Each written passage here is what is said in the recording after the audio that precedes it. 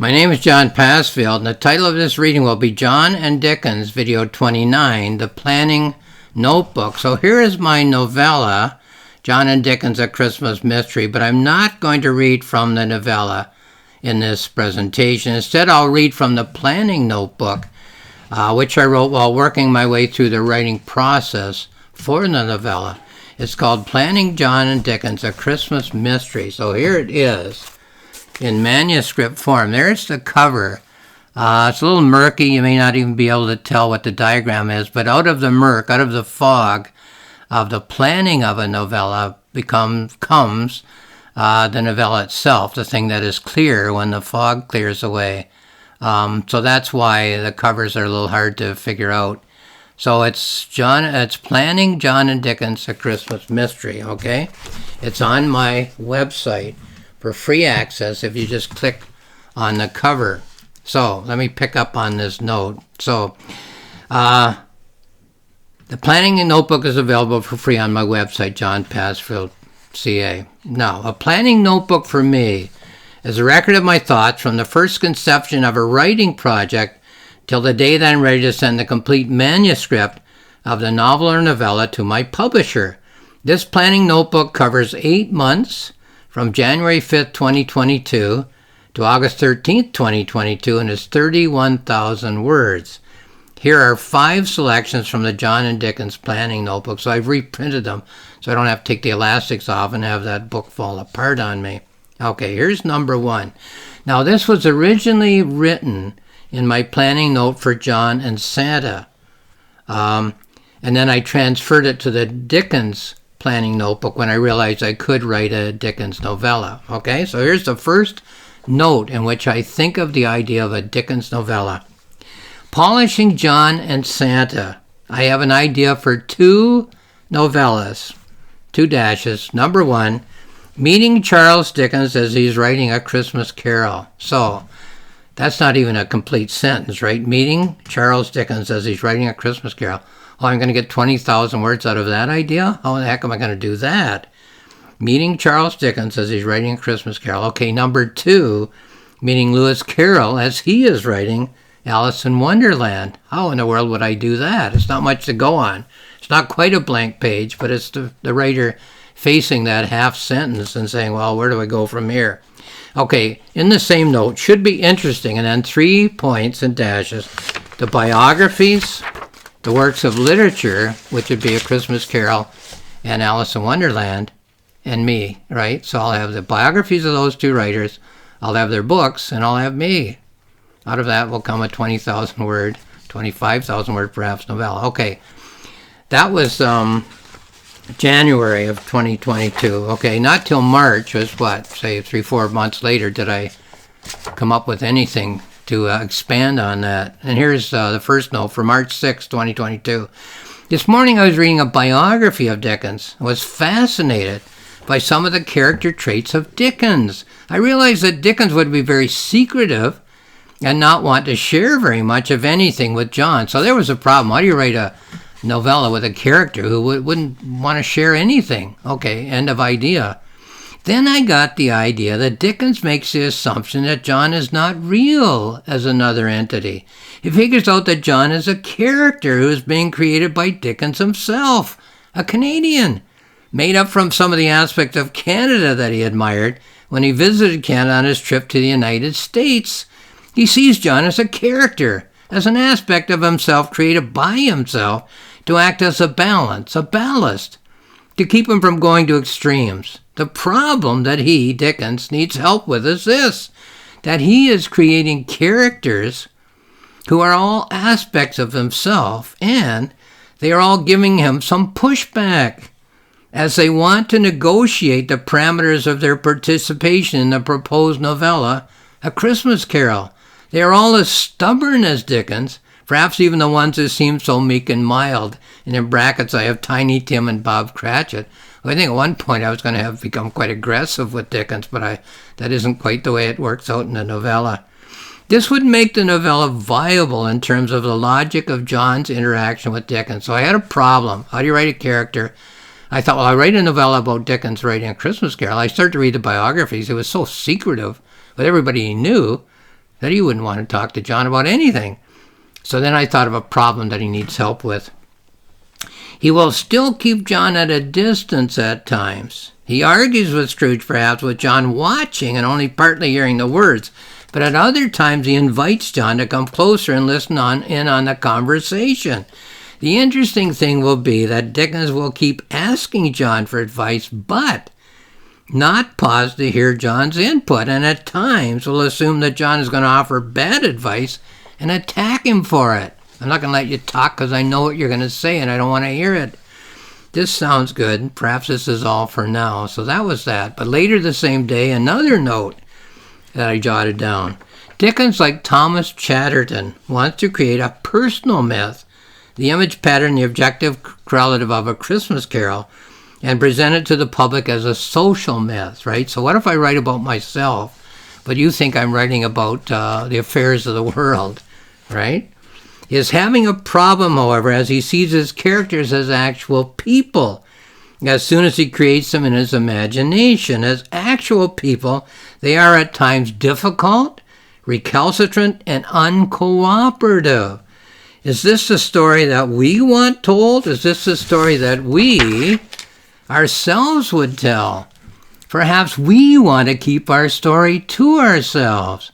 Dickens has to persuade the characters that it would be in their interest, in the interest of all of society, to have the information of their story cast in the pattern of a literary bestseller, in brackets a public myth in John's terms, end of bracket, as it would be sure to benefit all of humankind. So the character's saying, we don't want our story told publicly, and Dickens is saying, well, this will benefit society if A Christmas Carol is written. Perhaps we readers, complete the story of the novella without knowing whether the characters will finally agree to cooperate with Dickens in letting him tell their stories. Within the novella, by which I meant the inner story, chapters 2 to 9, John doesn't know the outcome. So while dealing with Dickens and his characters, he doesn't know whether A Christmas Carol will ever be written. Outside the novella, by which I meant in the outer two chapters, chapters 1 and 10, he does know, right? In 2022, he knows A Christmas Carol was written. In 1843, he wonders, gee, will this book ever be written? Okay, same day again, further note. A premise of the novella is that Dickens cannot write the story unless the characters, Scrooge, the three ghosts, Bob Cratchit, Tiny Tim, Bob Cratchit's wife, etc., agree to act out the parts as Dickens is writing the words. He explains to them what he will do, and they agree that the story is the actual story, but wonder whether he'll be able to do it justice in the telling. So if Dickens has to say to them, I have the story in my mind, but I can't write it unless you agree to act it out as I write. And the characters say, well, we don't think you can do it justice, Mr. Dickens. Okay, more of that in the next note. Again, March 9th, 2022, same day, another note. Near the end of the Dickens novella, perhaps unrecorded by me so far, the characters have begun to question Dickens about this intruder, this interloper John. Does he know too much about the way the characters are representatives of forces, concept elements in Dickens' own life? The life that gives them all their sustenance. What is he, John, being allowed to accompany Dickens? Why has he, John, been allowed to accompany Dickens on these visits? Has he overheard everything that's been said? Will he be here, watching and listening when you do your writing? Should he not be sent away? Is it too late in any case? Is there any way that you can guarantee us, Mr. Dickens, that John does not know what we represent in your life, in your thoughts, that he won't tell anyone else who might read the book that you're going to write? Do you not think that you have, Mr. Dickens, gone about this business of planning this book all and completely wrong?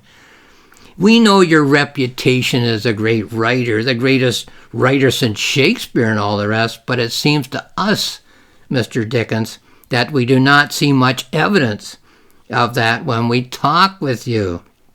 Do you not think that it would be better if you dropped this idea, A Christmas Carol, completely and put your time and your efforts into an entirely different subject for a book? So, wow.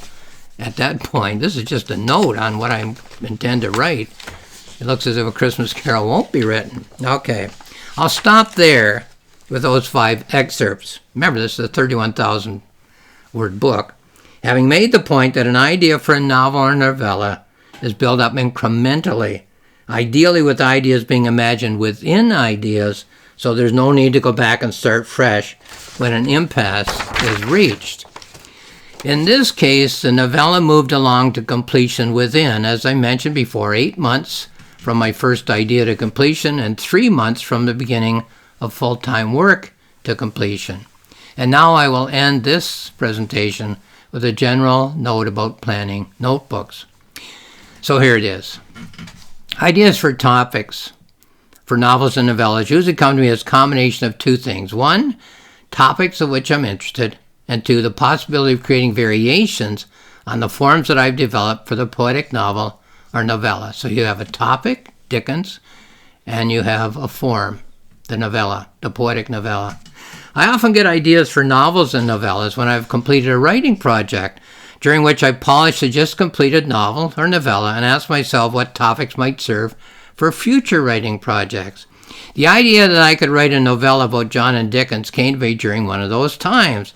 I had devised a novella form, and when I got the idea to write a story about John and Santa, which became my novella, John and Santa, the Cowboy Shirt. Here it is. Okay, so that was my first novella that gave me the form for future novellas, John and Santa, the Cowboy Shirt. During the hiatus between creative writing projects, as I was polishing John and Santa, I jotted down the first note that I read earlier in the presentation. Why not Dickens while he's writing A Christmas Carol? It was, why not write novellas on the topic of John meeting Charles Dickens and of John meeting Lewis Carroll during the writing of each of their 2 novellas, A Christmas Carol and Alice in Wonderland? Well, I wrote them in that order, and of course the Dickens novella is John and Dickens, The Christmas Mystery, and the Lewis Carroll novella is, I'll hold it up here, John and Lewis Carroll, Wonderfall. Maybe I can move the elastic a bit. I have to have the elastic because this is a manuscript. The book has not been published. It's waiting in line at my publishers to be published. And if I take the elastic off, it'll fall apart. This is the only printed copy, but my publisher has it in electronic form, and it'll be sent to Amazon and so on as a book. So John and Lewis Carroll, Wonderfall. He falls into this open door with these characters in his backyard and ends up in Wonderland. Okay, so that's to come, not published yet. But I jotted down that idea. Why not write novellas on these 2 topics? And I wrote them. So here they are. My practice is to jot down everything that I think of in the planning notebook during the writing process. When the planning notebook is complete, I proofread it for errors, but make it my practice to never change the words. If something needs to be made more clear, I add an explanation in square brackets. Now, I seldom regret anything that I've written in a planning notebook, even though they're kind of shallow ideas, silly ideas, embarrassing ideas, I leave them there. But in the case of the John and Dickens planning notebook, there's an item which I've left in, but which I feel uneasy about. I feel that the novella grew more complex as I worked on it, so the early idea was invalidated in the writing process. I won't read the passage in which I had the simplistic idea, but I will outline the topic with which it deals. One of the mysteries of this novella is as to whether Dickens actually believes that he has created John as a character for one of his potential novels. Though I believe that there's an answer in the planning notebook, it's important to me that a reader realizes that nowhere in the text of the completed novella is this question answered. Another mystery of this novella is as to whether Dickens actually does plan to write a novel with John as the main character, or whether he has other plans for John from the moment he either conceives of John as a character or sees John as an actual person who's standing in his writing room. I suppose this question as to whether Dickens is active in his attempt to forge a breakthrough in the impasse between himself and his Christmas Carol characters, or whether Dickens is passive in that difficult situation. Do we control life, or does life control us? It's a question of whether Dickens is acting or is acted upon in his dealings with his characters.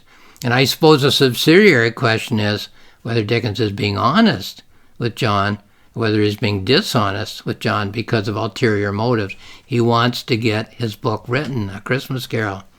Incidentally, but very pertinent, is this. The greatest item of fiction ever written, in my estimation, the item for which there's a maximum of complexity of thought with a minimum of words, is Oedipus the King by Sophocles, in which there are no answers within the text to any of the myriad questions about life which a viewing of reading of that play raises. Do we control life, or does life control us, etc., etc.? Well, that's about all I want to say. Though it's obvious that you are listening to this reading of John and Dickens, it's possible that you have not yet read the novella, so it's best that I avoid specifics for now.